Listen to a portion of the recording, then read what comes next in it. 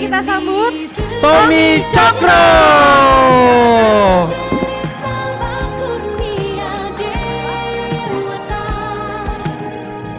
Wah, selamat siang Kak Tommy Cokro. Siang, Dino, Sabina. Halo Kak. Hai, apa kabar? Sehat Kak. Wah, Wah, alhamdulillah. dari Jakarta langsung nih Kak ke Cirebon. Langsung baru Perdana? nyampe jam 10 tadi. Tapi ini perdana ke Cirebon atau udah sering? Udah, ini ketiga berarti ya. Wah, bela-belain nih buat teman-teman langsung nih kan. Oke, kira-kira udah siap Kak untuk sharing langsung ke Siap, teman-teman? Bos. Harus siap. Harus siap. Iya dong. Oke. Oke, untuk Siap. waktu dan tempat kami persilakan Kak. Langsung aja nih ya, Dino. Boleh berdiri di situ Sabina. juga nggak apa-apa Kak? Di sini ya? Ya, Oke. berdiri di situ. Silakan. Oke, Assalamualaikum warahmatullahi wabarakatuh. Waalaikumsalam warahmatullahi wabarakatuh. Selamat siang semuanya. Terima kasih teman-teman yang udah hadir semua. Dino, Sabina, thank you introduction-nya tadi. Kenalin, nama gua Tommy. Hari ini mungkin mau sharing ya sedikit aja soal public speaking atau komunikasi terutama di era sekarang. Kan sekarang udah tahu kan era digitalisasi. Dan tadi sama Puja juga dijelasin ya bagaimana menjadi konten kreator tuh harus ngapain aja sih, strateginya apa aja dan tujuannya apa aja. Karena kalau kita bicara digital semuanya pasti nggak ada filternya. Ya semuanya bebas bicara apa aja, tapi yang jadi masalah adalah bagaimana kita mengontrol gitu ya, cara kita berbicara, cara kita menyampaikan opini, cara kita untuk bisa menyampaikan ide-ide kita terutama untuk masa depan Indonesia. Nah judulnya Public Speaking for Future Leaders, karena memang judulnya sesuai nih dengan tema hari ini, Future Leaders. Bagaimana generasi atau Gen Z harus bisa cakap digital untuk menjadi pemimpin masa depan. Oke, kita lihat tuh yang berikutnya. Nah ini beberapa contoh lintas profesi ya, lintas profesi di Gen Z atau di era saat ini. Kita bisa lihat ada beberapa, ada BTS, ada Taylor Swift, ada Najwa Shihab, ada Bapak Jokowi juga, dan juga teman-teman yang lain. Pokoknya di sini adalah mewakili lintas generasi baik Gen Z, millennials muda, millennials mature, dan juga baby boomers. Nah, kenapa sih di layout wajah-wajah orang-orang ini? Karena memang orang-orang ini sudah paham yang namanya komunikasi baik dari konvensional sampai ke digital. Bagaimana mereka bisa mewakili, mengontrol, bagaimana menerjemahkan ide-ide mereka dan juga apa saja mereka sampaikan melalui profesi mereka, baik melalui lagu misalnya kalau musisi atau melalui konten-konten yang ada di sosial media. Nah makanya kenapa orang-orang ini dipilih, karena orang-orang ini yang kami nilai sangat bertanggung jawab nih untuk bisa menampilkan ide dan juga inovasi mereka melalui kata-kata ataupun melalui verbal. Nah next, yang paling penting sekarang adalah bagaimana kita menyusun cerita kita supaya bisa mudah dimengerti. Baik itu dari introduction, kemudian isinya, sampai juga ke penutup. Kadang-kadang masih ada orang yang senang cerita, tapi tidak terstruktur. Coba siapa yang saat ini sampai masih mengalami masalah untuk bisa runut kalau cerita? Boleh angkat tangan? Oke, lumayan. Ternyata teman-teman udah mulai mengakui bahwa memang punya tantangan di situ gitu ya. Kalau bercerita tuh kadang-kadang lompat-lompat, misalnya ada apapun langsung ditulis ataupun disampaikan melalui video. Nah, structuring your talks adalah sesuatu yang mengizinkan kita untuk berpikir meramu bagaimana kita bisa bercerita itu padat, berisi, tapi juga tepat sasaran. Oke, next. Nah, ini sebenarnya yang paling gampang standarisasi untuk kita membuat struktur sebuah penceritaan. Pertama adalah bagaimana punchline itu menjadi hook utama kita. Kalau kita ngelihat berita, yang jadi judul itu adalah punchline.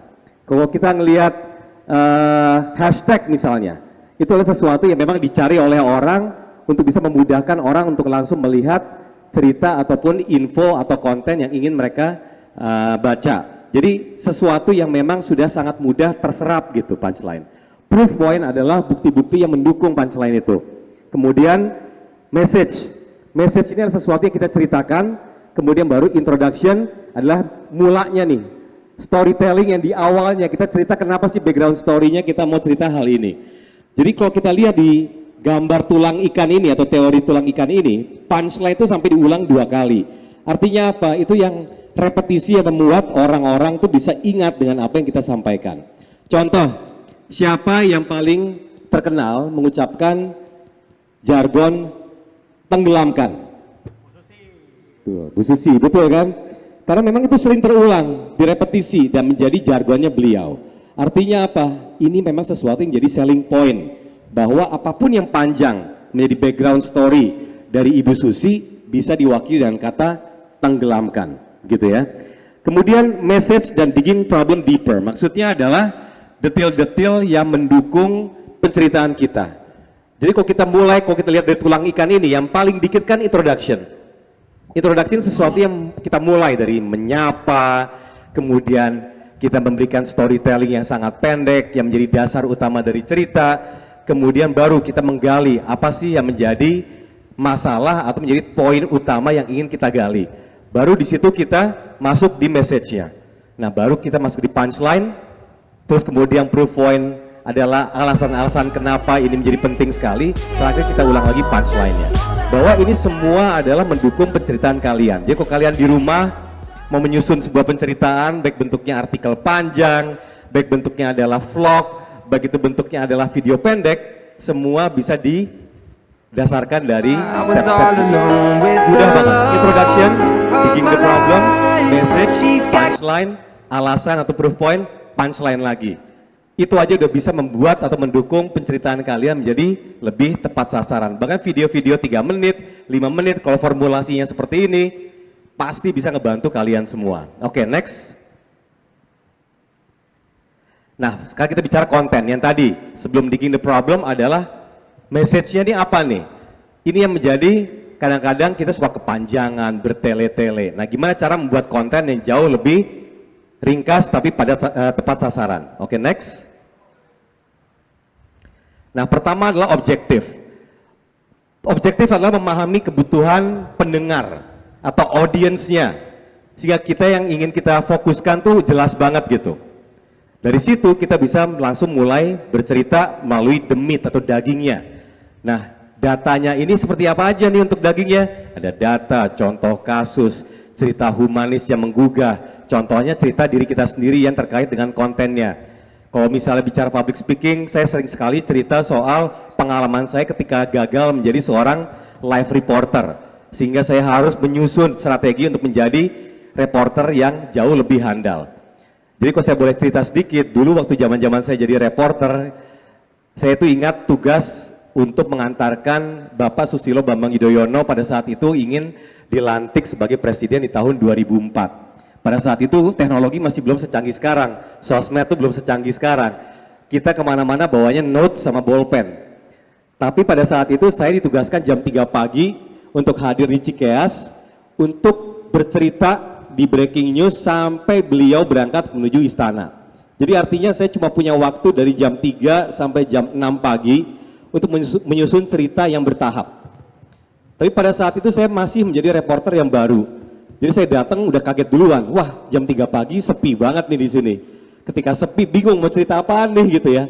Tapi tanggung jawab saya sebagai seorang reporter, penonton itu nggak peduli. Begitu reporter itu hadir di kamera atau di layar, dia harus sanggup bercerita apapun juga. Mau sepi kek, mau nggak ada kegiatan, tetap harus menghasilkan sebuah cerita. Akhirnya ya udah, saya mau nggak mau langsung menyusun cerita dengan notebook saya. Saya tulis pertama, akses jalan masih dibuka, penjagaan belum terlalu ketat, awak media sudah sedikit-sedikit hadir, aktivitas di depan rumah juga masih sepi. Ketika berbincang dengan asisten rumah tangga, ternyata keluarga Bapak SBY masih dalam kondisi beristirahat pada saat itu. Jadi saya tulis tuh poin-poinnya. Ketika saya mulai live jam 4 pagi, saya pikir poin-poin saya ini sudah cukup mendukung. Akhirnya kamera person saya lihat urutan storytellingnya, langsung dia mengambil gambar sesuai dengan struktur cerita yang saya telah siapkan. Begitu live, teman saya namanya Prita Lora pada saat itu bertugas menjadi seorang news anchor di studio. Udah live, langsung bilang, selengkapnya kami akan bergabung dengan Tommy Cokro yang saat ini berada di Cikeas Bogor. Ya Tommy, silahkan. Begitu saya on, di situ saya langsung freeze. Baru saya merasakan sebuah rasa grogi, stres, ngeblank tiba-tiba. Apa yang saya tulis hilang di kepala. Akhirnya mau nggak mau saya harus baca notebook yang saya siapkan tadi kan, tulisan-tulisannya. Sementara durasi live report itu minimum ya 3 menit, 4 menit. Kalau saya menulis 6 poin, kira-kira bisa menutup nggak kebutuhan 4 menit gitu? Bisa nggak? Pasti nggak bisa, 1 menit pun nggak nyampe. Karena cuma 5 poin saya baca, selesai. Saya akhirnya gugup, gelagapan bahasa Jawanya, sampai akhirnya field producer saya bilang, udah ambil gambar, take over. Akhirnya gambar-gambar yang diambil oleh camper saya tadi langsung ditayangkan di TV. Akhirnya saya berusaha ngomong tapi belepotan segala macem, sampai akhirnya saya tutup. Ya demikian laporan dari saya, kembali ke Anda di studio, Prita Laura. Nah pada saat itu, field producer namanya Iman, teman saya, langsung meeting di sidang saya. Tommy, 10 menit lagi kami akan live lagi. Kamu akan seperti ini lagi atau tidak performance-nya? Nah pada saat itu saya cuma punya pilihan 2. 1, saya bilang saya nggak bisa. Saya belum matang sebagai seorang reporter. Kedua pilihannya, saya bisa. Tapi kalau saya bilang saya tidak bisa, saya pulang ke Jakarta langsung ditukar oleh aplusan teman saya yang baru ya bertugas. Artinya apa? Branding atau image saya sebagai seorang reporter akan melekat di teman-teman semua yang ada di kantor. Bahwa Tommy gagal menjadi reporter yang bertugas di lapangan.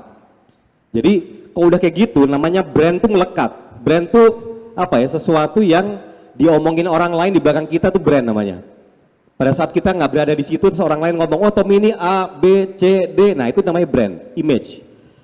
Nah akhirnya saya berpikir, saya nggak bisa pulang ke kantor.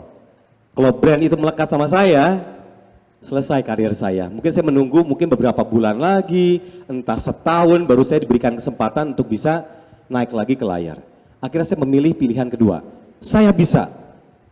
Bener yakin Tom bisa? Bisa gitu. Padahal saya nggak bisa, saya nekat aja gitu. Tapi apa yang saya lakukan? Saya berjanji pada diri saya, ketika saya nanti pulang ke Jakarta, saya akan belajar yang namanya runut dalam bercerita, cerita dalam struktur yang baik. Tapi saat ini saya punya waktu sampai 2 jam lagi di Cikeas untuk setidaknya menyelamatkan kinerja teman-teman satu tim dan juga menyelamatkan informasi sampai ke pemirsa di rumah. Apa yang saya lakukan? Saya sekarang setiap kali meliput itu pada saat itu menulis A sampai Z. Semua yang saya ucapkan saya tulis semua di notebook saya. Tapi saya hafalkan 3 paragraf di pertama. Jadi ketika kamera menghadap ke saya hafal tuh 3 kalimat. Begitu roll gambar yang diambil oleh camper saya langsung baca sampai habis. Nah, apakah itu strategi yang harus saya pakai selama saya berprofesi? Jawabannya tidak. Itu cuma strategi sementara. Karena sebagai seorang reporter harus berbicara tanpa membaca. Harus bisa merangkum, harus bisa menerjemahkan gambar. Jadi saya cuma menyelamatkan diri saya dan teman-teman saya pada saat itu saja. Tapi ketika saya pulang ke kantor, saya belajar yang namanya cerita yang terstruktur. Dan struktur tadi itulah yang bisa menyelamatkan saya menjadi seorang reporter yang baik. Tapi tips-tipsnya untuk latihan nanti ya di akhir presentasi. Nah, setelah The Meet ada Q&A, itu adalah menyelamatkan kita untuk menjaga namanya interaksi, tanya jawab yang nantinya juga akan dilakukan setelah ini. Tools adalah apa saja yang membantu kita dalam bercerita. Bentuknya bisa gambar, data, graphics, slide misalnya atau presentasi. Itu semua adalah tools atau alat-alat yang bisa membantu kita untuk bercerita jauh lebih baik. Oke, next. Nah, intinya adalah pembicara yang baik itu selalu menyederhanakan sesuatu yang rumit.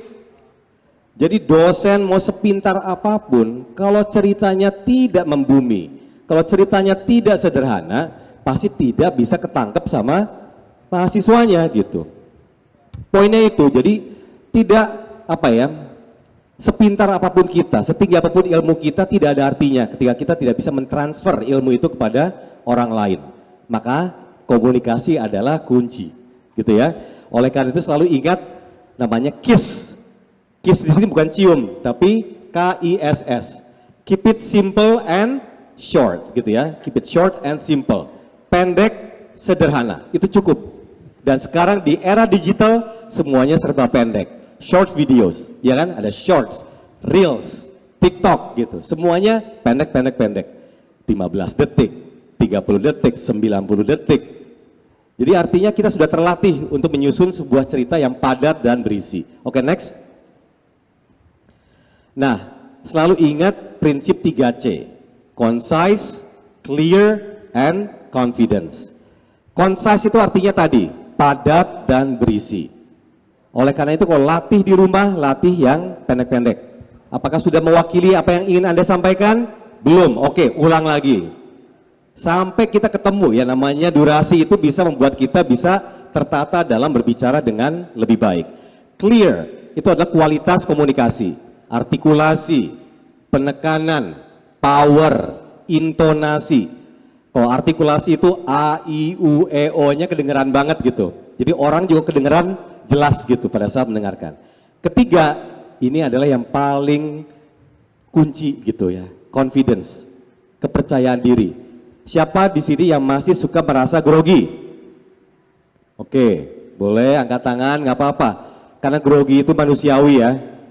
Nah sekarang siapa yang merasa grogi itu adalah sesuatu yang harus dihilangkan?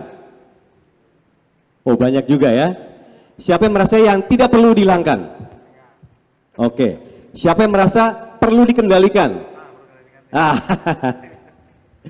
Jadi namanya grogi atau nervous itu jangan sampai kita hilangkan, tapi kita kendalikan. Kalau kita sudah hilang namanya rasa nervous, rasa grogi, kita akan hilang rasa empati dan juga kepedulian kita kepada lawan bicara kita. Kenapa sih kita grogi? Karena kita peduli sebenarnya. Apakah yang saya katakan ini benar? Apakah yang saya katakan ini jelas? Apakah orang suka lihat saya? Itu adalah persepsi sosial sebenarnya. Persepsi orang lain terhadap diri kita. Itu nggak boleh hilang. Kalau itu hilang, kita akan merasa over pede. Ngerasa nggak perlu namanya riset. Ngerasa nggak perlu menyiapkan diri. Karena udah ngerasa bagus gitu. Nah itu bahaya justru. Kalau udah kayak gitu, kita nggak tahu apa yang dibutuhkan oleh lawan bicara kita. Oleh karena itu, kendalikan tapi jangan dihilangkan gitu. Oke, next. Nah sekarang tadi huruf C, sekarang huruf E. Ya bagaimana sebuah pesan itu bisa tertransfer secara efektif. Pertama adalah energi. Kita bisa lihat ya energi dari teman-teman semua di sini, dari Dino, Sabina, kemudian ada Puja tadi. Energinya itu terus flow on gitu. Di udara yang begitu cerah seperti ini harus tetap berenergi. Artinya apa? Emang ini rasa kepedulian kita tinggi terhadap teman-teman semua yang mendengarkan. Artinya kita memang ingin mentransfer energi kita kepada lawan bicara kita. Eye contact. Ini adalah tatap mata kita menatap lawan bicara kita secara langsung. Tapi ada loh orang-orang yang punya rasa grogi ketika menatap mata orang lain. Siapa coba? Boleh angkat tangan siapa yang masih grogi ngeliat mata orang lain? Nggak apa-apa, nggak boleh malu, ya. Wajar, kadang-kadang kita kikuk gitu ya melihat mata orang lain. Ini dipikir gue suka sama dia atau enggak, misalnya kalau menatap lama-lama gitu ya. Padahal sebenarnya kalau misalnya lagi nggak nyaman melihat mata lawan bicara kita, yang ditatap apanya? Ada yang tahu nggak? Jidatnya, iya. Yang penting kita berhadapan lurus. Kalau dulu teman saya juga teorinya bukan mata, tapi adalah pinggul. Pinggul kita harus searah dengan lawan bicara kita, gitu ya. Tapi bukan pinggul kemudian begini, nah itu nggak boleh gitu. Tapi intinya searah semuanya. Artinya apa? Itu rasa menghargai kita kepada lawan bicara kita. Kan kita juga kalau melihat teman kita cerita matanya kemana-mana, atau kita cerita matanya juga kemana-mana, ngerasakan tidak dihargai. Artinya kita menghargai mereka dengan cara seperti itu. Expression, artinya kita all out menampilkan diri kita yang sebenarnya. Tidak dibuat-buat, tapi selayaknya karakter kita sendiri. Be yourself, artinya itu jauh lebih tepat sasaran dan orang lebih kenal kita dekat.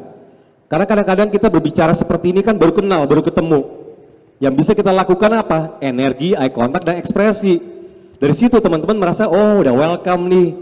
Ngerasa bahwa dirinya juga dipedulikan. Akhirnya bisa membuka namanya pintu atau pagar-pagar yang tadinya merasa tidak kenal jauh, merasa lebih dekat lagi. Begitu. Bukan sok kenal sok dekat, tapi sesuai dengan rasa kita peduli dengan orang lain. Rasa itu penting, gitu ya. Karena itulah sifat manusia saat ini adalah kebutuhan sosial kita untuk bisa mentransfer siapa diri kita kepada orang lain. Dan itu tantangan utama di era sekarang ketika kita selalu memegang gadget kita. Kita selalu berkomunikasi dengan texting, selalu menyampaikan opini di sosial media dengan mengetikkan huruf-huruf yang ada di gadget kita. Dan itu akhirnya menjadi tantangan terbaru buat generasi saat ini, yaitu empati levelnya menurun karena tidak melihat langsung. Saya menghina, saya mencaci maki, saya menghujat, toh orangnya jauh di sana misalnya. Orangnya nggak lihat saya ini gitu. Makanya orang semakin berani untuk melakukan hal seperti itu. Padahal intinya bukan itu. Rasa ini harus dipelihara, harus dikembangkan. Sehingga kita jauh lebih berempati dan kita berpikir ulang sebelum kita send. Apa yang saya katakan ini apakah bisa memberikan manfaat yang baik atau tidak? Kalau tidak sebaiknya jangan. Gitu ya. Next. Nah, ini adalah latihan ya, the four magic. Kadang-kadang ada orang yang sudah nervous itu nafasnya tuh cepat, berdegup kencang gitu ya. Oleh karena itu harus breathing exercise. Karena ini penting. Karena kalau udah nafasnya cepat, oksigennya mengalir ke kepala juga semakin tersendat-sendat. Kalau udah oksigennya mengalir ke kepala tersendat-sendat, informasi yang ada di kepala kita susah nih berpikirnya dengan baik. Berpikirnya ke hal lain jadinya. Waduh, orang-orangnya pada ngeliatin saya ya misalnya, baju saya kurang rapi ya misalnya, sepatu saya kurang asik ya misalnya. Akhirnya berpikir hal yang tidak ada sesuai dengan konteks yang mau disampaikan. Oleh itu latihlah bernapas. Caranya gampang. Boleh berdiri nggak semuanya? Yuk. Ini kita masih ada berapa menit lagi? Banyak ya, oke. Latihan bernapas yang paling mudah adalah begini. Tutup hidung kanan, tarik dalam-dalam hidung kiri. Kemudian buang di hidung kanan, tutup hidung kiri. Tarik lagi hidung kanan, buang lagi hidung kiri. Tapi jangan lakukan ini depan orang ya. Oke, silakan tepuk tangan untuk semuanya. Itu untuk melatih kalian lakukan di kamar, di toilet ya, di ruangan yang terpisah. Jangan ketika kalian gugup di panggung tiba-tiba berdiri sendiri terus gini. Nggak enak dilihat orang, dikira lagi ngapain gitu ya. Intinya adalah itu, jadi membuat kita bisa bernapas lebih panjang.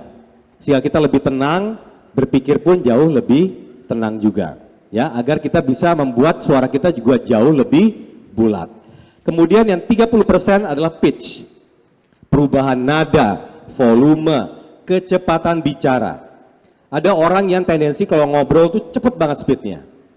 Nah, semakin cepat, semakin sulit dimengerti. Artinya apa? Slow down. Tapi juga jangan terlalu pelan. Kalau terlalu pelan, durasinya nggak cukup. Kalau kita buat vlog atau buat short atau buat reels, harus sesuai gitu dengan durasi yang ada. Volume juga sama, bukan kita teriak-teriak, tapi tegas dalam berbicara gitu ya. Nadanya juga sama, jangan terlalu tinggi, jangan juga terlalu rendah. Articulation atau artikulasi, 30% juga bobotnya. Ini sangat penting karena kemampuan kalian untuk bercerita itu ditentukan oleh artikulasi kalian. A, I, U, E, O. Latih itu di rumah, kita sebutnya lion face. Lakukan depan kaca seperti layaknya seorang singa, bukan seorang singa ya, singa mengaum. A, I, U, E, O. Selebar mungkin. Kenapa? Agar rahang ototnya semua nih lemas dan bisa lebih relaksasi lagi, gitu ya. Dan 15% adalah acting. Kenapa sih dibilang acting? Bagaimanapun juga lawan bicara kita ataupun audiens pada saat melihat konten kita di sosmed kita itu tidak peduli masalah kalian di balik layar. Kadang-kadang kita lagi moodnya jelek, audiens nggak peduli. Oleh karena itu ingat begitu kalian merekam diri kalian, hilangkan yang nama pikiran negatif, acting positif. Nggak apa-apa kok acting gitu. Karena kenapa? Begitu kalian berani membuat sebuah tampilan depan kamera, artinya kalian berani menampilkan diri ke publik. Sosial media kan publik ya, ranahnya publik gitu. Jadi kok kalian mukanya juga nggak ramah, mukanya juga sengak misalnya, mukanya juga rasanya kayak ada masalah, orang juga malas lihat kontennya, pasti ganti konten lain gitu. Jadi orang tuh nggak peduli masalah kalian. Yang mereka peduli adalah konten kalian ini bermanfaat nggak buat saya, kan gitu. Artinya acting, ya usahakan bahwa kalian selalu tampil secara positif. Jadi maksudnya acting adalah bukan berarti bukan be yourself gitu. Acting di sini adalah menampilkan rasa kita lebih dekat dengan lawan bicara kita dengan cara yang jauh lebih positif. Oke, next. Nah, ini tadi, Puja udah cerita banyak nih soal ini ya, sosial media, tips membuat konten. Banyak banget konten di Indonesia ini beredar. Kalau kita lihat ya sekarang kalau saya pelajari namanya creators economy. Ini sudah dibahas di universitas juga. Ini eranya sekarang. Bagaimana ekonomi berputar di bagian konten digital. Dan semua sudah menikmati yang namanya tadi, cuan gitu ya. Kenapa? Ya ini udah menjadi industrinya gitu. Orang menikmati konten, orang pun dan brand pun, perusahaan apapun juga melihat bahwa oh ternyata konten ini bisa meraih begitu banyak perhatian publik. Disitulah akhirnya masuklah brand A, brand B, brand C karena melihat bagaimana traffic ataupun views-nya begitu tinggi. Karena kontennya menarik. Nah kita lihat beberapa contoh di situ. Ada yang namanya informasi, ada yang namanya konten kreasi, ada juga yang namanya informasi yang tidak bertanggung jawab atau di sini disebutnya adalah hoax dan distorsi. Kenapa ini sangat penting saya sampaikan? Karena ini begitu banyak beredar saat ini. Orang tua saya aja kadang-kadang ngirim tuh di WhatsApp informasi yang ternyata sumbernya nggak jelas gitu. Bukan media konvensional, bukan media mainstream, tapi ngobrolin kasus-kasus yang sudah trending saat ini. Padahal sumbernya juga belum tentu bisa dipertanggungjawabkan. Tapi itu justru laku. Kenapa? Ya karena nggak ada filternya tadi kan. Orang menerima konten itu kan apa aja? Keywordnya udah jelas, hashtagnya udah jelas. Jadi sumbernya bukan berarti dari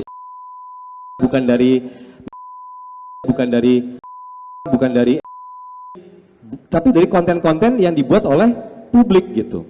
Nah oleh karena itu saya pengen mengajak nih teman-teman semua di sini sebagai bagian dari para pembuat konten untuk selalu membuat konten yang bertanggung jawab. Tadi ada disebut kata objektif. Itu penting tuh objektif. Karena bahwa objektif itu merupakan salah satu DNA-nya media mainstream. Cover both sides gitu. Kita selalu menampilkan informasi sesuai dengan narasumber-narasumber yang mewakili masing-masing sisi gitu. Itu penting. Meskipun misalnya media mengarahkan kita beloknya ke kiri ya. Itu nggak apa-apa, itu namanya editorial. Editorial itu mengarahkan opini publik gitu. Tapi kenapa alasannya kita belok kiri misalnya, itu harus ada dasarnya gitu. Nah oleh karena itu teman-teman juga sama kalau buat konten, mau ngomongin politik nih yang berat-berat, mau ngomongin ekonomi, jangan hanya berdasarkan opini satu sisi saja, tapi lihatlah di beberapa sisi, baru simpulkan, itu nggak apa-apa gitu ya. Karena hoax dan disinformasi saat ini jauh lebih besar impact-nya ke publik dibanding klarifikasi. Ketika ada hoax, udah beredar nih ya, udah trending. Kemudian akhirnya diklarifikasi. Klarifikasi itu cuman seperberapanya tuh dari hoax ini. Udah damaging gitu, udah mencidrai opini publik. Akhirnya membuat distrust, ketidakpercayaan publik terhadap informasi yang sebenarnya. Nah oleh karena itu semakin banyak pembuat konten yang lebih bertanggung jawab, semakin besar menciptakan kemampuan kita untuk menyerap informasi. Apalagi sekarang tahun politik nih gitu ya. Ini 2024 udah tinggal ngitung depan lagi udah jadi nih gitu ya. Nah kita harus jauh lebih bertanggung jawab sekarang untuk membuat konten dan juga menyerap konten. Jangan mudah tergiring oleh pertengkaran orang lain. Itu paling penting itu. Biarkan mereka bertengkar, kita berpikir dulu nih. Mana yang penting buat kita? Mana yang penting buat negeri ini? Itu jauh lebih penting. Kalau kalian sudah melatih dari sekarang, saya yakin kalian menjadi future leaders yang sangat mengerti kebutuhan negeri ini, gitu ya. Setuju tidak? Setuju, oke ya. Tepuk tangan untuk kalian semua. Tepuk tangan juga untuk Kak Tommy Cokro. Oke nih, terakhir ya. Nah ini dia. Esensinya dari sosial media ini harus representatif, ya. Ketika kalian berani menampilkan diri kalian untuk membuat konten, ingat, kalian mewakili diri kalian, mewakili perusahaan tempat kalian bekerja, mewakili universitas tempat kalian belajar, artinya harus jauh lebih bertanggung jawab, gitu ya. Jejak digital itu tidak bisa hilang. Kita sudah melihat contohnya banyak di saat ini. Ketika ada orang melakukan masalah, muncul lagi masalahnya dia di tahun-tahun sebelumnya gitu ya. Artinya apa? Ingat, kalian punya bekal informasi yang kalian bawa sampai masa depan. Sekarang perusahaan-perusahaan kalau menerima calon-calon pekerja nih, lagi di interview, yang dilihat sosmednya sekarang. Jadi kalau kalian sudah buat namanya hate speech, hoax, hapus. Udah mulai bertanggung jawab sekarang gitu ya. Wise, ingat tadi ya, objektif, kreatif, bijak, bertanggung jawab gitu ya. Saring dulu sebelum sharing, itu penting banget. Engaging, bangun keterlibatan dengan audience. Ingat kebutuhan lawan bicara, ingat kebutuhan publik. Apa yang mereka suka, kita buat sesuatu yang sesuai dengan yang mereka suka, tapi yang bagus gitu. Dan terakhir adalah positif.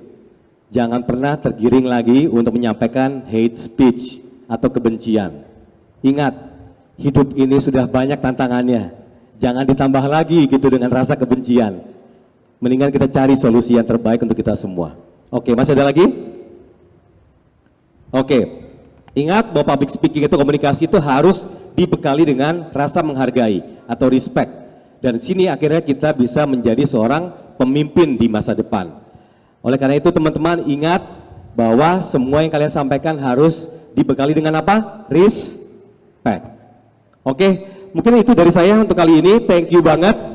Semoga bermanfaat.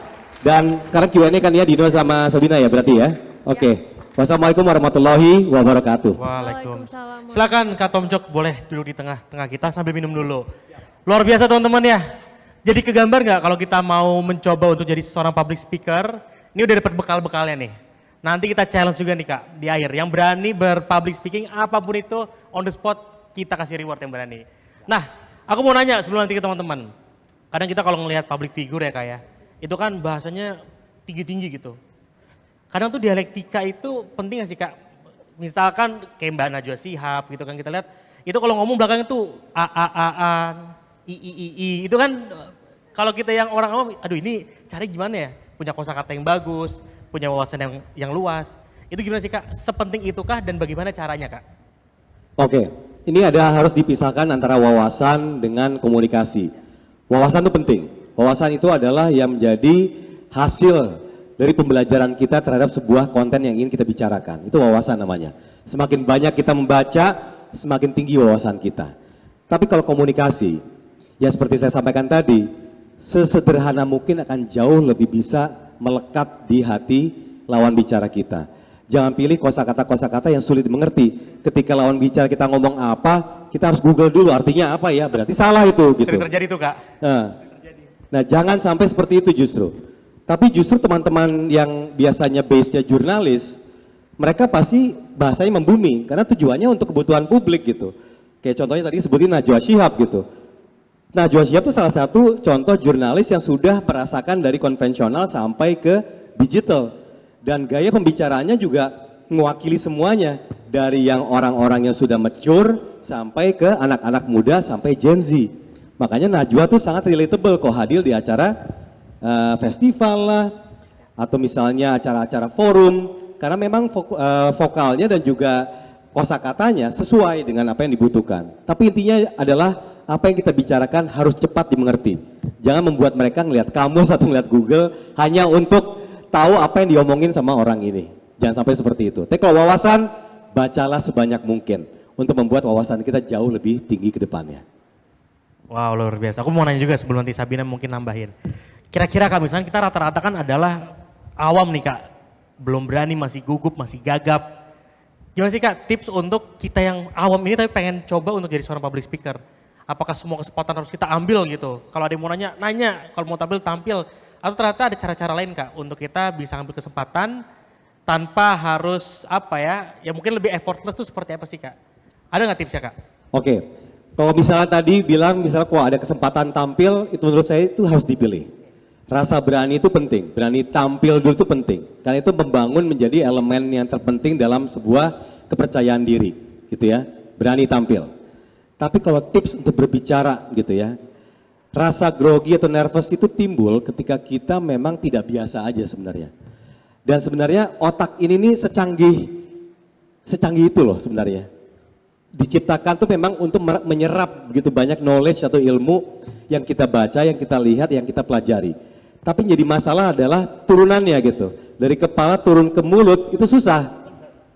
Banyak banget yang kita kumpulin di sini ternyata pas cerita ngeblank gitu ya. Mulai dari mana dulu nih? Paling basic adalah mulai dari mana dulu gitu. Nah itu yang saya hadapi tadi ketika saya jadi reporter. Saya nggak tahu tuh cara meramu dari awal sampai akhir yang rapi itu gimana. Tapi mau nggak mau akhirnya saya tulis kan gitu ya. Tapi itu kan strategi sementara. Makanya saya bilang tadi kan tipsnya saya simpen dulu nih ya gitu. Nah akhirnya saya ke Jakarta dari Cikeas tuh saya ngobrol langsung dengan senior saya. Dulu ada senior di Metro TV tempat saya bekerja pertama kali itu namanya Sandrina Malakiano. Mungkin kalau Gen Z sudah tidak menonton namanya Sandrina. Tapi kalau misalnya angkatan-angkatan millennials mature, kemudian Gen X dan Boomers tahu namanya Sandrina Malakiano.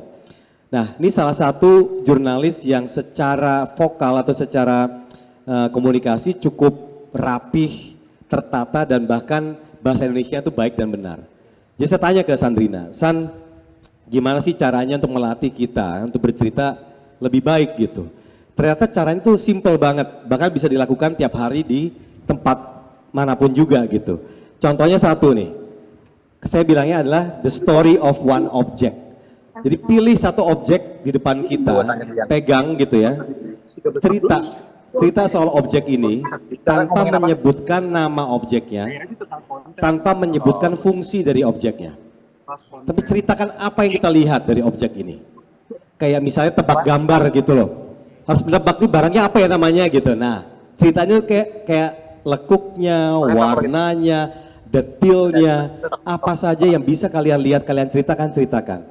Latih setiap hari, 5 menit cukup, ganti objek yang lain lagi misalnya, lihat lagi secara detail. Tapi tipsnya adalah bahasa Indonesia yang baik dan benar. Kenapa? Orang Indonesia tuh kadang-kadang menganggap bahasa Indonesia yang baik dan benar tuh baku tuh jauh gapnya sama bahasa percakapan. Padahal enggak juga, itu hanya stigma aja sebenarnya. Kebiasaan yang memang tidak kita lakukan gitu kan. Kadang-kadang kita lebih nyaman pakai bahasa daerah masing-masing. Kita lebih nyaman bahasa yang tidak baku. Nah, kita biasakan dengan latihan seperti itu. Itu salah satu tips yang saya lakukan sehingga saya akhirnya cukup dengan poin-poin saja sudah menjaga runut cerita, tapi sisanya saya bisa meramu sendiri. Dan saya yakin teman-teman semua juga pasti bisa gitu. Kak, mungkin aku penasaran sih, Kak Tommy ini udah berpraktik berapa tahun sih di public speaking atau jurnalis ini? Aku mulai masuk itu 2003. 2003, berarti udah 20 tahunan ya Kak? Iya. Nah, Sebelumnya apa tuh, nanya Kak? aja sih, Enggak, fresh graduate. Oh, oke. demand-nya gimana sih Kak dari zaman yang 2003 sampai sekarang? Apakah makin tinggi karena digitalisasi? Atau apakah semua orang sekarang udah harus punya skill untuk jadi public speaker gitu? Oke, kalau misalnya demand untuk di profesi jurnalis terus terang memang berkurang. Kenapa gitu ya? Karena memang orang udah menyerap informasi itu tidak melalui media mainstream. Contohnya adalah TV, radio, dan tertulis ya, koran, cetak lah intinya gitu ya. Sekarang sudah ada yang namanya platform digital. Nah, karena platform digital ini membuat orang mengerti informasi dengan satu kata, konten namanya, atau informasi, bukan jurnalisme lagi. Makanya tugas aku di sini juga ingin merangkul gitu teman-teman untuk menjadi bagian dari jurnalisme di Indonesia. Kenapa? Karena ya itu tadi, informasi itu kan bisa kita buat dalam bentuk sosial media gitu, yang menjadi sumber informasi bagi siapapun juga. Oleh karena itu bedanya kami dan juga teman-teman yang di luar sana adalah kami ada aturan mainnya. Ada namanya etika jurnalistik, ada namanya undang-undang pers. Tapi kalau teman-teman menjadi konten kreator ini kan enggak. Ini kan publik. Yang menjerat mereka apa? Undang-undang ITE gitu. Dan undang-undang ITE ini kan bukan sesuatu yang menjaga mereka, tapi sesuatu yang hadir ketika ada orang lain yang tidak suka dengan apa yang disampaikan oleh yang bersangkutan. Akhirnya bisa berlaku itu undang-undang ITE. Pencemaran nama baik misalnya, itu salah satunya lah. Nah artinya apa? Sekarang kita menggiatkan komunikasi soal yuk kita sharing dengan konten-konten yang bertanggung jawab agar menjadi bagian dari penyebaran informasi yang jauh lebih sehat bagi publik. Itu sih salah satunya. Oke, keren. Kak, ini ada yang bertanya nih dari Kausar di Palembang. Gimana memanfaatkan bahasa tubuh untuk menunjang komunikasi? Mungkin jawabnya setelah azan bentar Kak ya? Iya. Oke.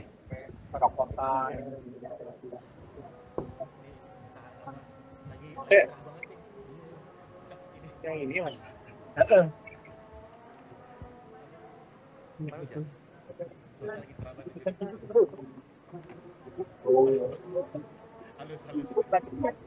Iya, mega mendung. Ini ya, kan? Bagus banget itu. Bogor juga bagus sebenarnya. Oh, Bogor nggak gede.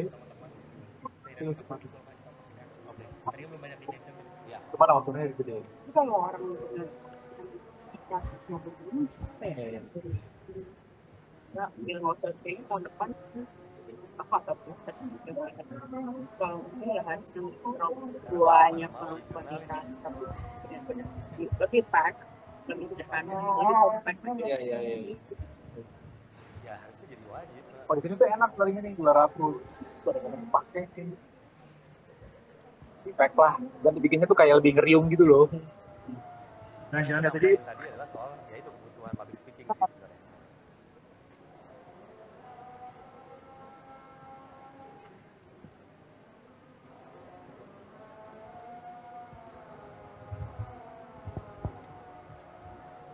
Gue nyampe di Cirebon bek gitu ya parkir jam 10 tadi.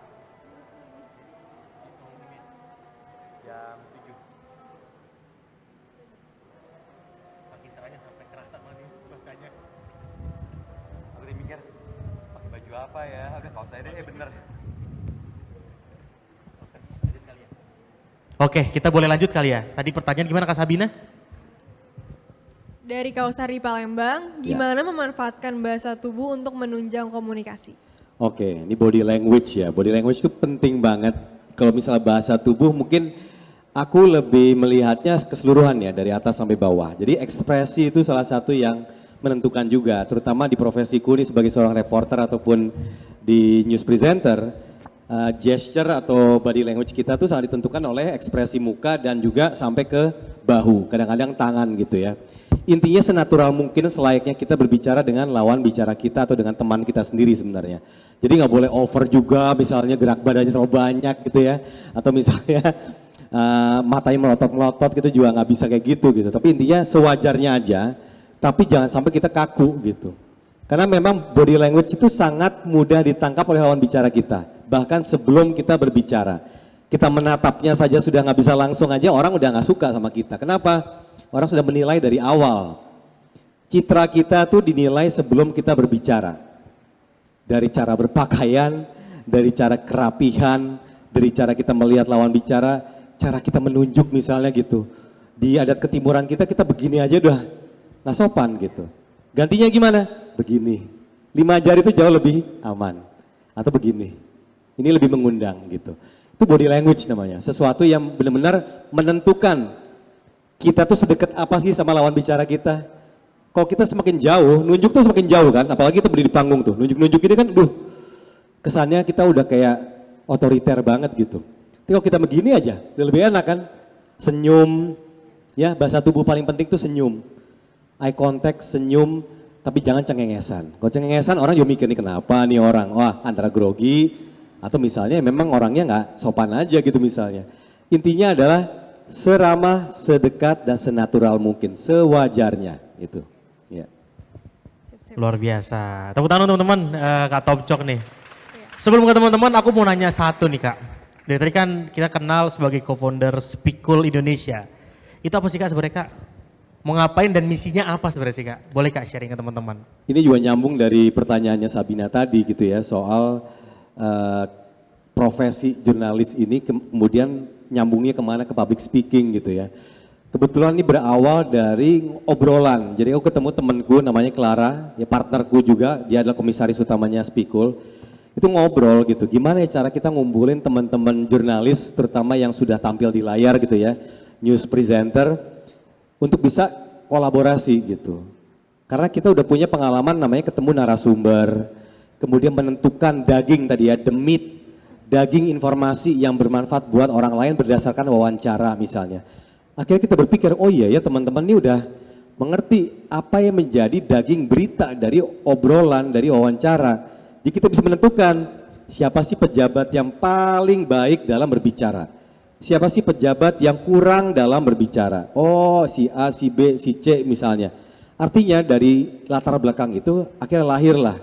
Kita buat yuk satu lembaga yang inginnya sharing gitu, sharing apa saja yang kita punya ini bisa bermanfaat dalam hal komunikasi dan juga public speaking. Awalnya dari situ, sehingga di Speakul itu selain kami berempat sebagai partner, saya, Clara, Riri, dan Iman, kami merangkul teman-teman yang sudah berpengalaman dan juga sudah ex-jurnalis juga yang juga terjun di dunia lain untuk menjadi satu lembaga besar yang berisikan yaitu ada beberapa teman-teman dari Metro TV, teman-teman dari TV One, teman-teman dari MNC Group, dan teman-teman dari media lain seperti Kompas dan juga misalnya. Artinya memang kami sengaja berkumpul dan juga membuat sebuah kolaborasi yang seperti itu. Tujuannya apa ya tadi? Semoga siapapun yang bekerja sama dengan kami bisa menikmati ilmunya dan juga mengaplikasikan ilmunya dengan baik, tapi juga menjadi seorang public speaker yang bermanfaat buat orang lain. Itu sih. Luar biasa. Jadi misinya ini mulia sekali nih. Oke. Buat teman-teman yang mau bertanya, kita buat satu kloter 3 orang kali Kak Sabina ya. Ya, boleh. Boleh 3 orang pertama. Ini Satu. masnya satu dari sana, Satu lagi belakang sama kali yang ya? tadi, itu deh. yang Kakaknya tadi udah gantian dulu ya. Silakan. Kak.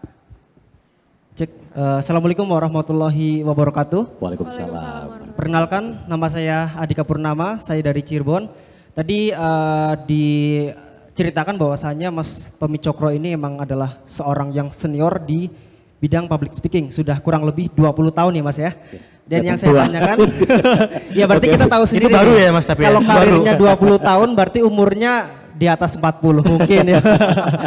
Ya, yang saya tanyakan adalah bagaimana sih cara bertahan di dunia public speaking ya, di industri kreatifnya, dan apa titik balik awalnya Mas Tommy Cokro ini terjun ke dunia public speaking ya? Mungkin dari SD sudah suka lomba pidato kah atau ada hal lain yang terjun ke dunia public speaking? Terima kasih. Wassalamualaikum warahmatullahi wabarakatuh. Waalaikumsalam. Wow, keren.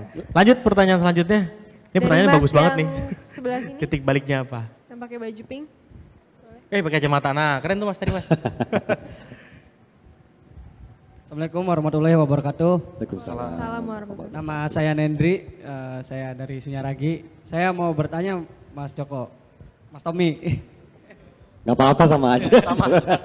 Mas Tommy, Iya, tadi kan ada beberapa video dan gambar cuplikan yang mengenai hoax dan segala macam. Nah, tadi Mas Tommy juga bercerita katanya kita itu harus rajin membaca untuk menambah ilmu. Sedangkan di zaman digital sekarang itu bukan hanya media yang baik, ada juga media yang buruk berupa hoax kayak gitu.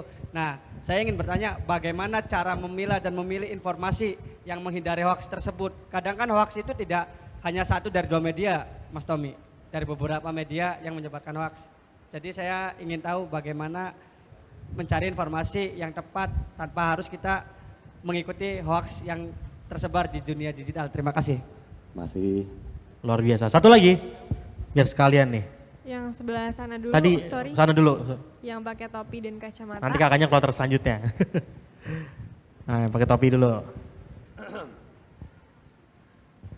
Assalamualaikum warahmatullahi wabarakatuh. Waalaikumsalam. Waalaikumsalam warahmatullahi wabarakatuh. Saya Naufal dari mahasiswa IAIN. Saya ingin bertanya ya kepada Mas Tommy, apa sih itu gebrakan Mas Tommy tentang dosen, beberapa dosen yang tidak tidak mengajarkan public speaking gitu dengan perintah mahasiswa untuk mengerjakan presentasi tugas gitu, makalah gitu kan, untuk presentasi public speaking di depan. Karena banyak beberapa dosen itu menghiraukan gitu, mencuekkan gitu mahasiswa untuk tidak membenarkan, maksudnya bukan tidak membenarkan ya, tidak menegur gitu, tidak menegur mahasiswa dengan cara public speaking yang benar gitu. Itu bagaimana Mas Tommy gebrakannya gitu. Terima kasih. Wassalamualaikum warahmatullahi wabarakatuh. Terima kasih tepuk tangan teman-teman Terima buat kasih 3 penanya. Luar biasa. Tadi ada banyak tuh. Ya. Tadi Andika ya. Cara bertahan di dunia public speaking gimana nih? Udah 20 tahun lebih ini udah proven dan tetap masih di sini gitu kan. Terus tadi Mas Hendrik juga gimana nih memilah-milih media yang benar, yang nggak benar, yang hoax, yang nggak hoax gimana. Dan terakhir tadi kalau dosen gitu kan, ini nggak ngajarin public speaking gimana nih? Sarannya gimana nih, gebrakannya kayak gimana nih? Silakan Kak Tommy. Oke, Andika dulu ya. Jadi pertanyaan soal bertahan tuh terus terang ya, zaman dulu tuh saya nggak mengerti kata public speaking atau komunikasi, bahkan tidak peduli gitu. Awal mulanya saya terjun dunia jurnalistik itu adalah coba-coba.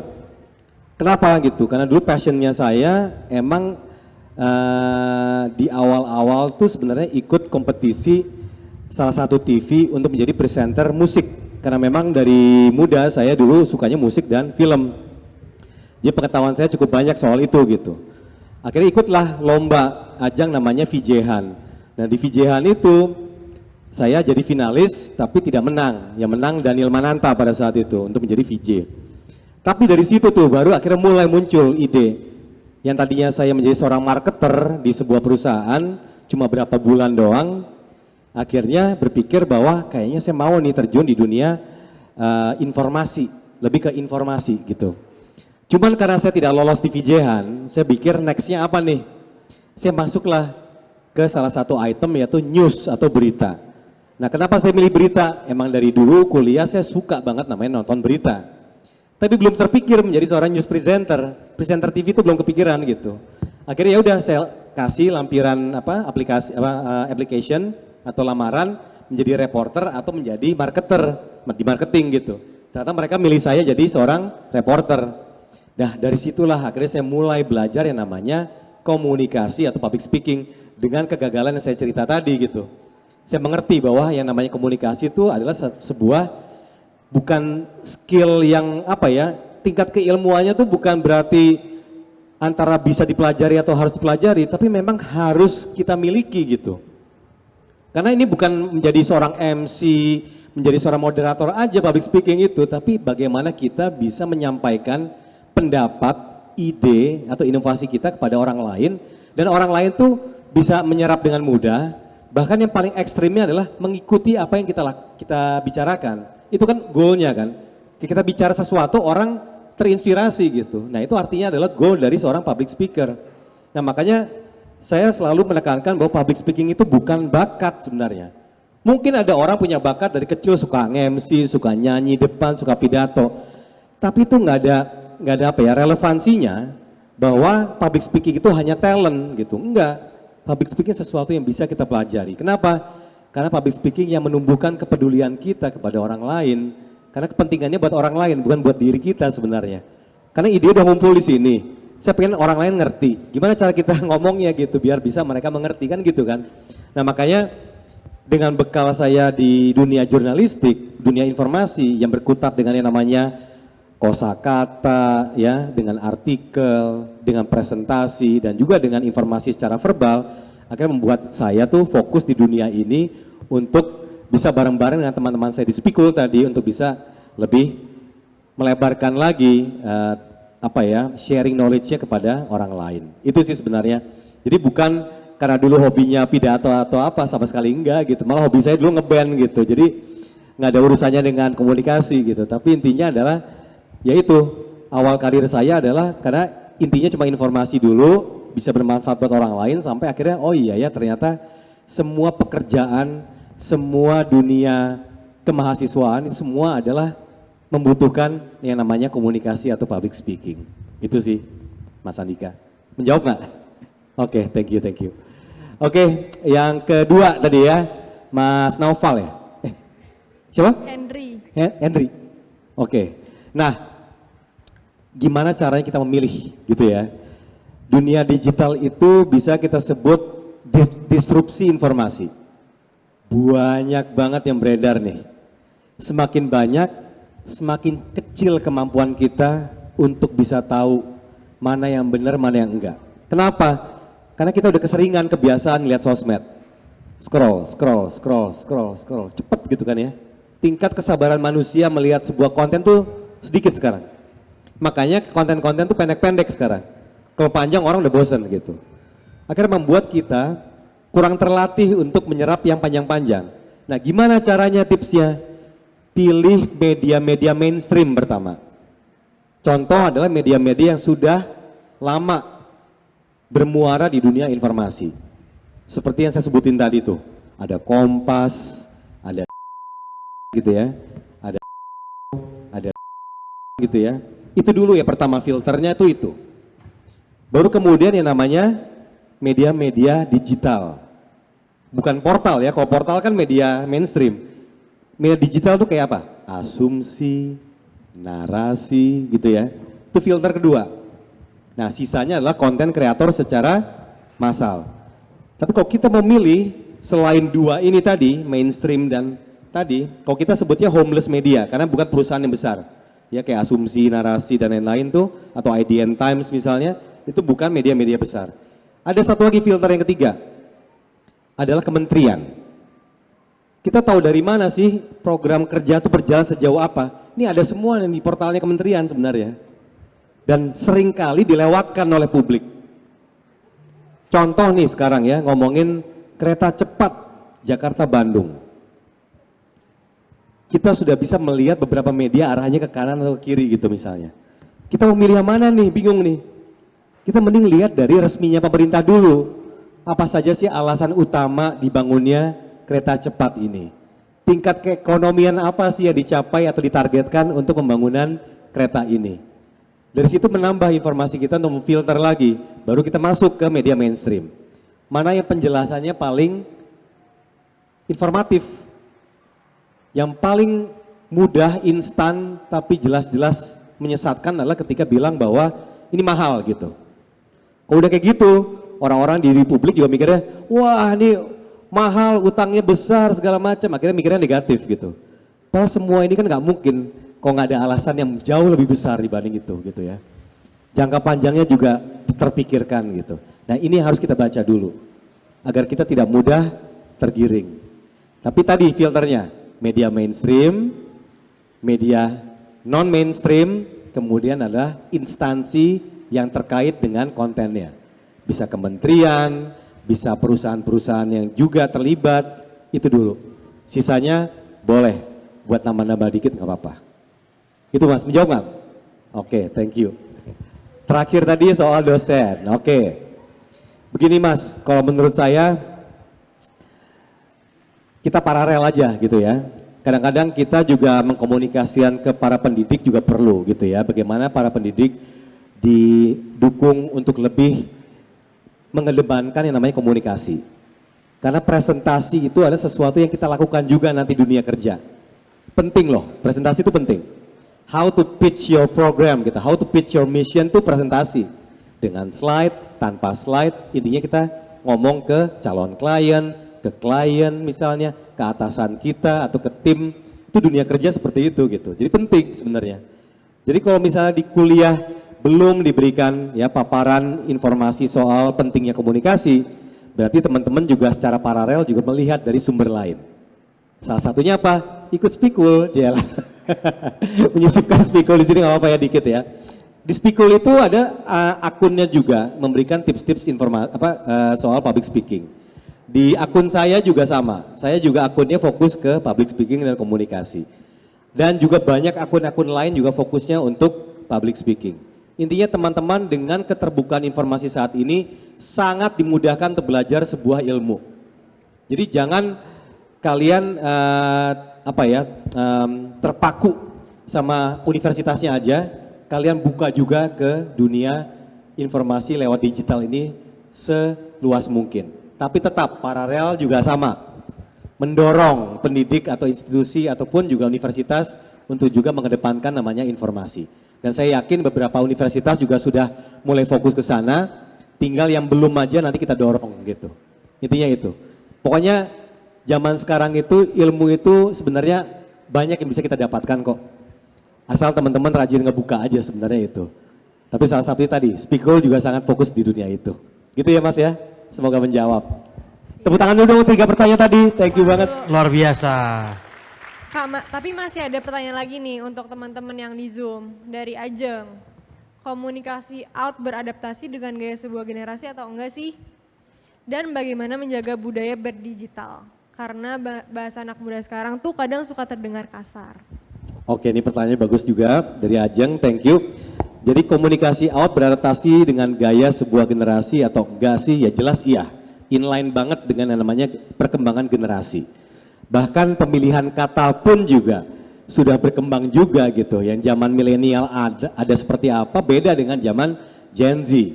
Bahkan di zaman Gen Z pun lintas tahun pun kadang-kadang berbeda yang namanya tren berbicara. Apakah itu tantangan? Bukan, itu adalah sesuatu warna sebenarnya, warna komunikasi. Jadi artinya apa?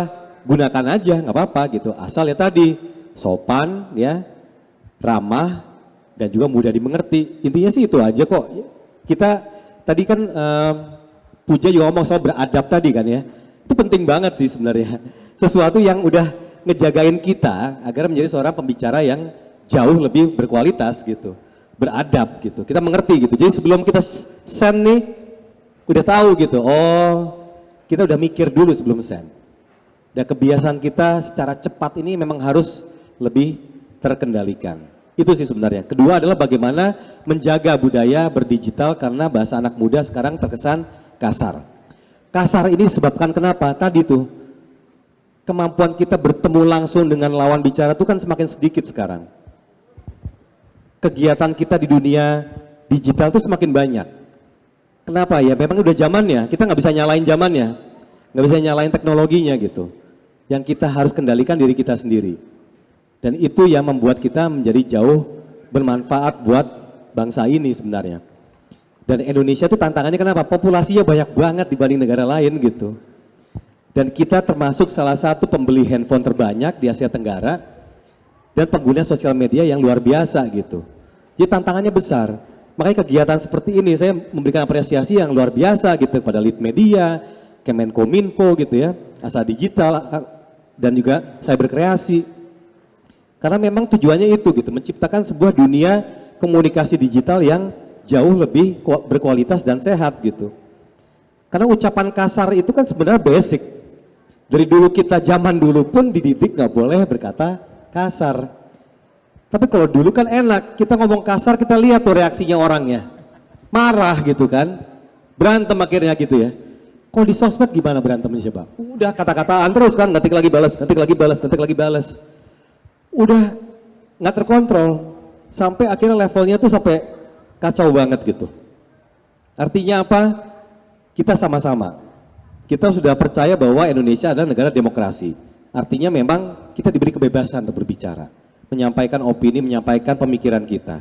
Tinggal kita harus secara paralel mendidik diri kita sendiri dan juga bagi teman-teman yang mentransfer knowledge ke teman-temannya juga untuk bisa berkomunikasi jauh lebih beradab, sopan, dan juga berkualitas. Itu sih sebenarnya. Oke, makasih Kak jawabannya. Aku mewakili tadi yang penanya. Sekali lagi ya Kak, satu lagi. Saya kadang susah berbahasa Indonesia karena sekolah di sekolah internasional. Salah nggak sih berkomunikasi dengan Miss English? Tanya dari Audrey. Ini juga tantangan saya ya, karena anak-anak saya juga salah satu yang masuk golongan ini gitu ya. Gini, kalau dibilang salah atau tidak, ada perbedaannya ketika mix atau campur-campur sama fully English gitu. Sebenarnya dengan perkembangan zaman saat ini, dengan orang-orang lebih pandai berbahasa Inggris itu bagus. Tapi sebenarnya jauh lebih bagus kalau kita bilingual. Bilingual itu artinya apa? Bahasa Indonesia bagus, bahasa Inggrisnya juga bagus. Kan gitu kan, impiannya gitu ya. Kita bisa keluar negeri juga bisa mentransfer knowledge kita juga bisa menyerap ilmu mereka dan mentransfer knowledge-nya ke teman-teman kita di Indonesia. Tujuannya kan itu. Ini juga tantangan saya sebagai orang tua kepada anak-anak saya. Bagaimana saya tiap hari Jumat wajib berbahasa Indonesia full, nggak boleh bahasa Inggris. Karena saya selalu komplain kalau anak saya ngomong di mix-mix gitu. Kalau sekarang ngomongnya jaksel. Karena kalau di mix, kadang-kadang orang nge-mix tuh bukan hanya satu kalimat kemudian ke kalimat berikutnya, bukan. Dalam satu kalimat aja suka di mix juga kok gitu. Nah itu yang bermasalah gitu.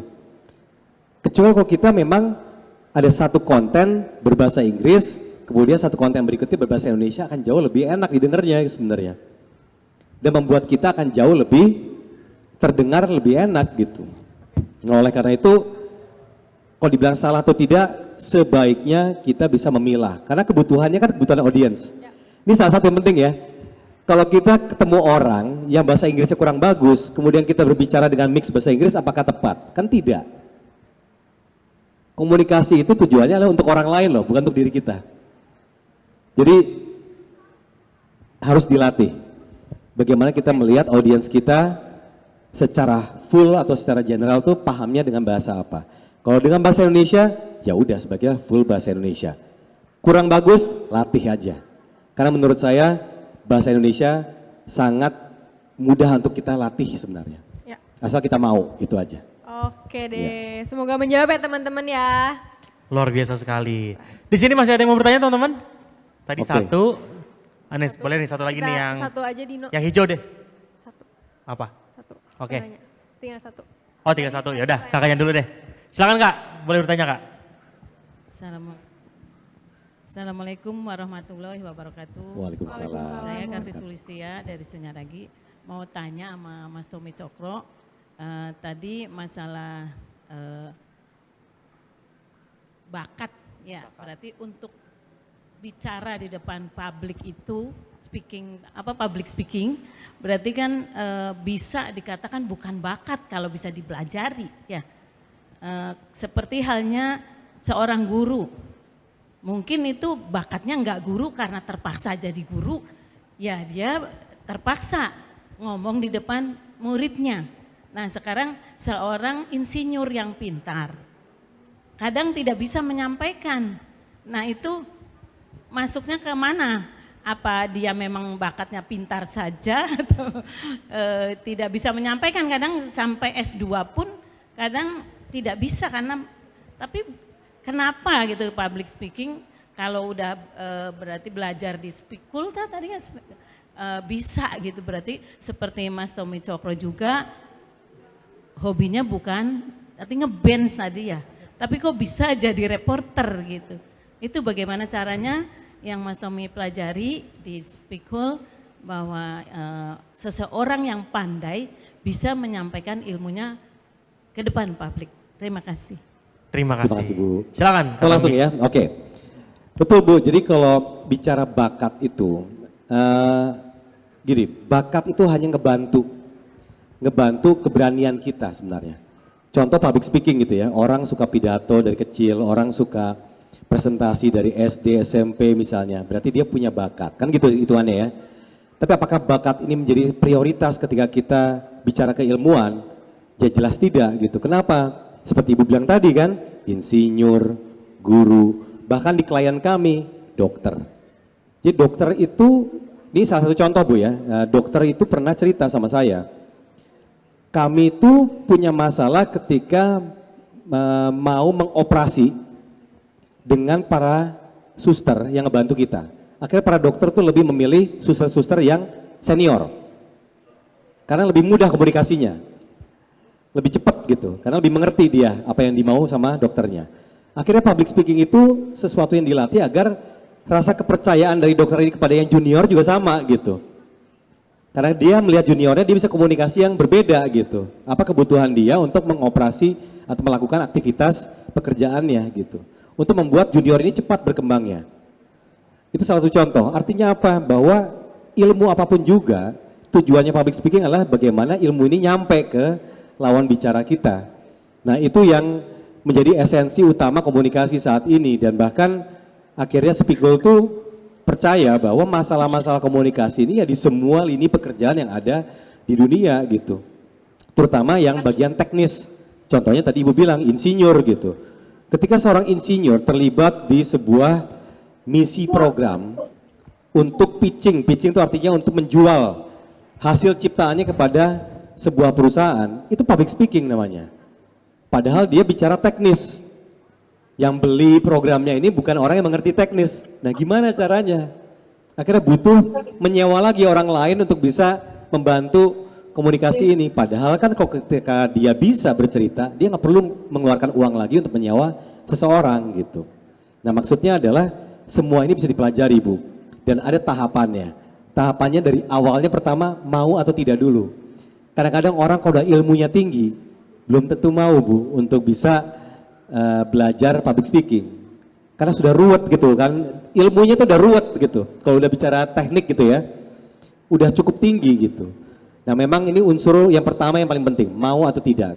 Karena kalau udah mau, artinya dia mau ilmunya terserap oleh orang lain.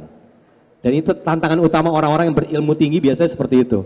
Maunya dulu. Nah ketika udah mau, mulai tuh tahapan dari basic public speaking, effective communication, kemudian melatih lagi misalnya berbicara dalam waktu cuma 5 menit, 10 menit, atau presentasi dengan tools, sampai akhirnya dia merasa cakap berbicara.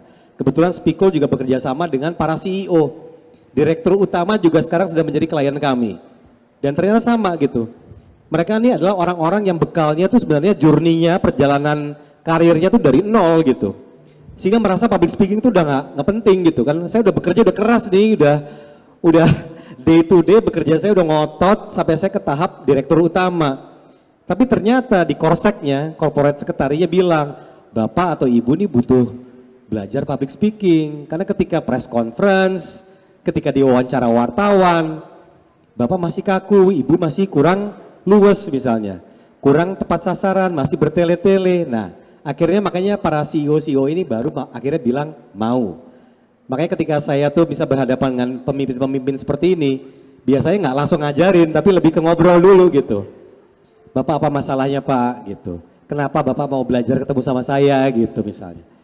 Baru terakhirnya saya tanya, Bapak mau atau tidak? Ibu mau atau tidak? Saya mau gitu. Oke, kalau mau udah enak nih gitu. Kalau masih ada pagernya susah pasti.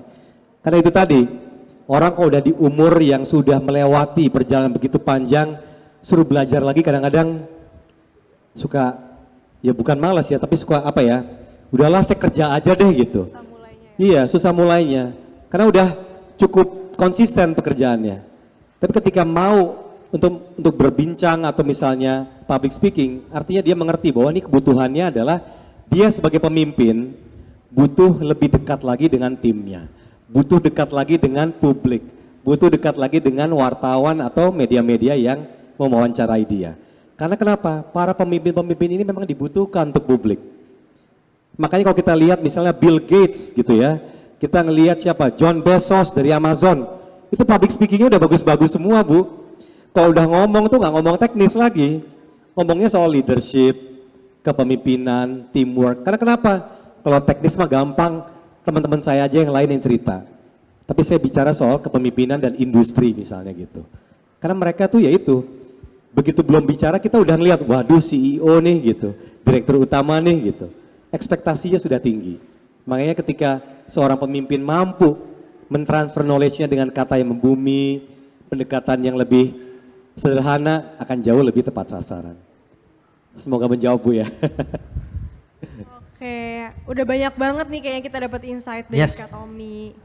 Oke. Semoga membantu ya teman-teman jawaban dari Kak Tommy dan juga menambah wawasan kalian. Oke, seperti udah cukup, kita mau minta closing statement dari Kak Tommy. Yes. Buat ke teman-teman, silakan Kak. Oke teman-teman, ini pertama tepuk tangan untuk teman-teman semua. Tepuk tangan dong buat semua, luar biasa. Sama teman-teman yang hadir dan juga teman-teman yang gabung di online, thank you banget, terima kasih banyak. Bahwa dalam kesempatan ini ya saya mewakili Speakol juga ingin ngajak semuanya menjadi insan-insan atau warga negara Indonesia yang apa ya, menjadi pemimpin masa depan lah Indonesia. Karena sekarang ini terutama ya, ini sekarang tahun politik, pemilihnya aja udah Gen Z sama milenial mudanya tuh udah 60%. Artinya kita akan melihat nih para capres-capres yang juga melakukan pendekatan-pendekatan dengan anak-anak muda gitu. Artinya apa? Ya kalian-kalian inilah mewakili generasi muda yang menjadi pemimpin masa depan. Nah dari sekarang kita harus mulai menjadi orang-orang yang bisa menyampaikan opini, menyampaikan ilmunya, pembelajarannya di sosial media atau di platform digital lainnya dengan lebih bertanggung jawab dan juga bermanfaat. Sehingga menjadi para konten kreator yang juga tidak hanya menikmati perekonomiannya, tapi juga menjadi bagian dari penyebaran informasi yang jauh lebih sehat dan berkualitas. Untuk itu, mari menjadi para pemimpin masa depan. Semoga yang hadir semua di sini, baik online maupun offline, menjadi para pemimpin Indonesia. Terima kasih, tepuk tangan sekali lagi untuk Kak Tommy Cokro.